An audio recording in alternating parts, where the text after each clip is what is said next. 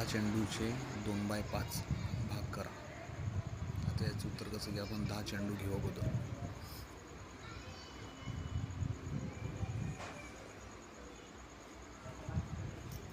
10 चेंडूचे 5 भाग पाडू आणि त्याला नंबर देऊ. 1, 2, 3, 4 आणि 5. त्या 5 मधले 2 घेऊ. अगोदर 5 भाग आणि त्या 5 मधले 2. 1, 2.